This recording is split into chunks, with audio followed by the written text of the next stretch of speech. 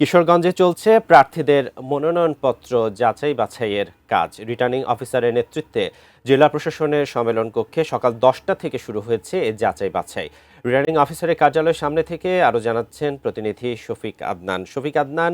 যাচাই বাছাইয়ের সর্বশেষ কি তথ্য আছে আপনার কাছে? আজকে মানে কিশোরগঞ্জের যে ৬টি নির্বাচনী এলাকায় মোট ৬১ জন প্রার্থী মনোনয়নপত্র জমা দিয়েছিলেন।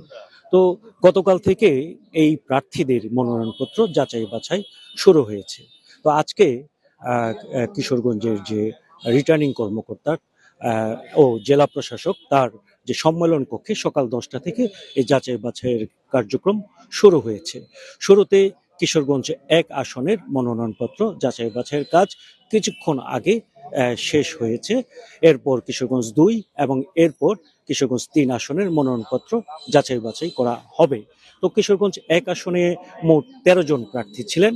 এই ১৩ জন প্রার্থীর মধ্যে ৭ জনের মনোনয়নপত্র বৈধ ঘোষণা করা হয়েছে এবং ৬ জনের মনোনয়নপত্র বাতিল করা হয়েছে। যাদের মনোনয়নপত্র বাতিল করা হয়েছে তাদের মধ্যে স্বতন্ত্র প্রার্থী বেশি রয়েছেন। তো যাদের মনোনয়নপত্র বাতিল হয়েছে স্বতন্ত্র প্রার্থীদের বেলায় যে শতকরা ১ ভাগ ভোটারের যে একটি বিষয়টি আছে সেই ভোটারের গরমিলের বিষয়টি ছিল। এ কারণে কিন্তু এই বেশিরভাগ যারা প্রার্থী রয়েছেন স্বতন্ত্র তাদের প্রার্থিতা বাতিল করা হয়েছে।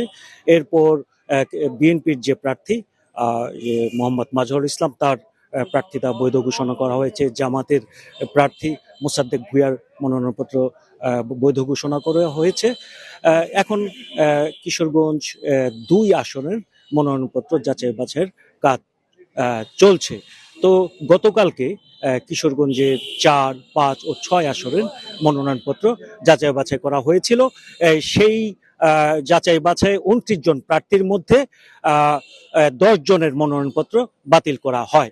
তো এখন ২ আসনের মনোনয়নপত্র যাচাই বাছাই হচ্ছে। পরবর্তী সময়ে আমরা সার্বিক বিষয়ে আপনাকে জানাতে পারবো।